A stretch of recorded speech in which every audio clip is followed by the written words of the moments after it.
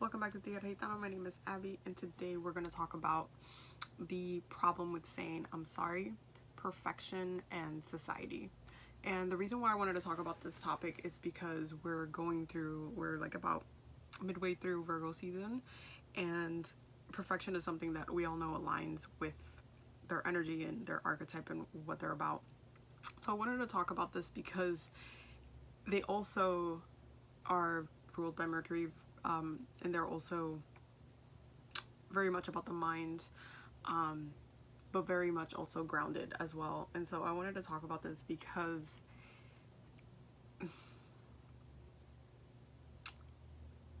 Virgo energy is about healing.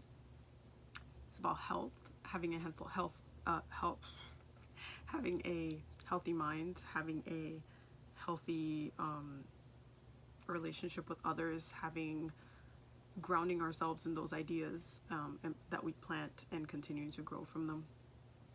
But the problem with saying I'm sorry, because we have to look at it through words, there is a perfectionist standard that we have with people, with others in society. This has gone throughout time. This has been something that we've focused so much of our time on, and it's actually super toxic the way it gets done, because we have such an extreme version of perfection, and it goes into psychology and the whole halo and kind of shadow effect of how we see others, which is like if someone behaves in a way that we align with, whether it's because we strive to be like that person or whatnot, then they get a halo. But when they're not seen by us in this perfect way, then they lose that, and they get shamed for it. And there's a huge problem with the words I'm sorry, and that is that society does not accept I'm sorry. We don't take into account that when someone apologizes, we need to forgive them as well. We need to not bring it up every 5 seconds, every time. Like if something, the next time, I see this happen a lot with celebrities and people who are in the news, and politicians and people who are usually in the public eye. It does happen to people who are not like as mainstream and stuff like that. But, and I'm not trying to disregard stuff that people do either. There's stuff that people do need to apologize for.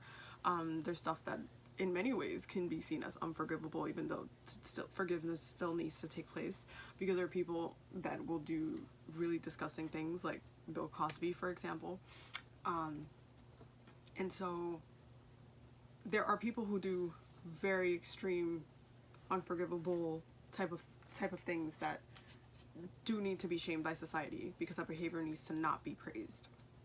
But then there's times where someone would do something when they're younger out of ignorance or out of the way their parents were raised, which brings already a plethora of problems, because the way we're raised can be so different than the way you may be raised. Everybody could have a different perspective, could have a different upbringing, and that causes problems, especially because a lot of us are still healing from a lot of things, especially if you are, for example, if you are born specifically into just a white family, and you don't understand like social, racial stuff, and then so then you say something, or for example, because this happens a lot in my community, is because I'm Dominican, but I'm also Brazilian and Cuban. I have a lot of ancestry. I'm mainly from North Africa, but I'm very well, like, from a little bit of everything almost. And one of the things I see, the colorism issue in my community is horrendous. But the way we're raised is to pretty much admire whiteness. So one of the things that I always see is that someone who's from my community who ends up saying or says racist behavior and stuff like that, I try to see it as they don't know any better, because we're literally raised to value whiteness in Spanish cultures. We are literally raised that way. It's not the funnest thing, but then when you start discovering the wrong in it, and then if you, let's say you had a perspective when you were younger because you were raised into it that way, believing that, and then you're older and you kind of came out of that and you don't believe that anymore, but I don't know, somebody found your your tweets from like whenever the time, and this usually happens to like a lot of the Spanish in the Spanish communities who are like celebrities and stuff, and then somebody will find your tweet from like Carajo Land, like from years ago, which don't align with your views now because you grew up, because you know, people forget that we grew up, then you have to apologize for not only hurting the community now, but also because you're now a little bit bigger. But the thing is that people will not accept that apology. They will not understand the root of why it happened, and they will not allow forgiveness to take place. Some people will get mad if you, so there's people that get mad if you don't apologize. There's people that will get mad for how long it took you to apologize. There's people that will get mad for you apologizing and the fact that it just happened, but even though you apologized. And there were people that will appreciate that you apologize but would still stay mad at you forever. And the problem that has to do with saying I'm sorry, and I brought that example in that way because I think it's important as a society to pay attention to how we shame others and our idea of perfection. Because the problem with that is that if your whole mentality is that somebody should apologize and all this stuff, then we also need to be responsible and take apologies. Because what happens when we don't take apologies and we don't allow that healing to take place interchangeably is that we create trauma. And it's important during Virgo season to analyze how we do this, because Virgos are like master perfectionists, masters at this, and it's very easy to just nitpick and be like, oh, that's not right, this is not right, this is not right. But this goes back to your idea of perfection and the standards that you set for yourself. Do you see yourself as a person that is constantly changing and ever growing, or do you see yourself as a person that is the same as you were when you were 13 and you still hold all those exact same views of life? Like, do you see that as a valid thing to see that in others and not understand those two things? Because one of my favorite things about people and interacting with people, especially because I have a Gemini moon, is when I'm having a conversation with someone and I see that they're at like almost a breaking point of understanding something. And so I try to explain it in a way that will kind of lead them to understand why I'm saying what I'm saying. But I also am open to the fact that, oh, look, they're at this place where they're confused about this thing because they haven't gotten to the place where they learned the lesson or accepted it. As a Capricorn, I see lessons from a mile away. This is something that is very Saturnian in me. And it's a very wonderful gift to be able to do that. But it's like the saying I'm sorry and the not being able to accept that people change. Because one of the other things that I always say is that the words "people never change," that is a spell. Those words right there.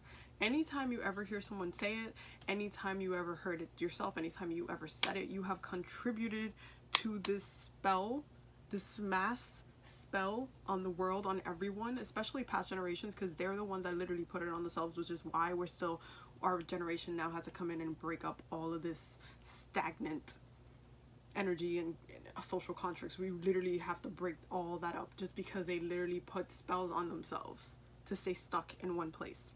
And when you say that, when you speak it into existence, it creates the idea and it holds the idea of perfection. So then we are holding this view of, okay, people never change, so whoever you are needs to be perfect, or you will be shamed at any given time that we find you unperfect in this way.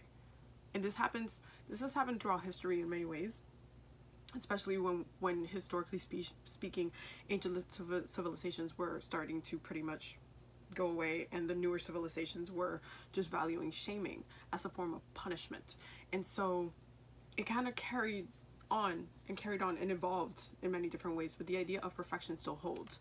And so the reason why I'm bringing this up, and why I urge you to think about how you value perfection, how you uphold the idea of perfection, what your idea of perfection is, and how you take apologies from others. Do you take apologies from others? Do you allow that healing interchangeably to take place? Do you let it go? Do you bring it up every time you see that person? Do you really kind of keep picking at that wound? Is everything that person does gonna always be associated with that one thing that you're still mad about, because it is technically a wound that you hold within yourself? Is that something that you would like to heal? It would be very so awesome if we could just all take the time to just literally send healing everywhere and just be like, hey, you know what, I forgive you, or I accept your apology. And I know there's BS apologies out there, I'm very aware of this, but if somebody genuinely apologizes and is trying to be better, or is in a different place than they were about whatever that thing was, why are we gonna constantly bring it up and talk about it like an open wound? It's like creating these constant wounds. Is like, you apologize, but you're still holding on to that thing, you're still holding on to it. It's like telling someone, no, you can't heal yourself. I understand that you want to, but I won't let you, because I'm gonna hold you to this wound. I'm gonna hold you to it. And it's like, why would you want to do that? It just doesn't make any sense. So I brought this up because I wanted to bring that to awareness for the rest of Virgo season. See how mentally, because again, working with mercurial mental energy, the thoughts, the holding on, all this stuff is mental. So see how you uphold society's version of perfection, how you uphold not taking apologies, your worth of apologies. Do they actually mean anything? See how you do that with relationships, with friendships, with people who said things, with and again, I know there's BS apologies out there. I know that there's people who apologize just to do the same thing over again, and I know that those people really do kind of wreck it for the rest of us. But there also has to be a balance, because then the second somebody actually means it, we're just throwing them away. So see how you do that in your life. See how you can be better. See how you can let go and heal that. Because if we're carrying all these little micro wounds from everything and everyone, and we're just having all these negative energies, we're just collecting a whole bunch of trauma, which we really need to release and just heal. So focus on healing, focus on mental healing, focus on releasing, focus on accepting apologies, accepting I'm sorries. It's important. It's definitely important. So I hope you guys enjoyed this video. I will see you guys next week. All my links and stuff will be down below, so don't forget to subscribe.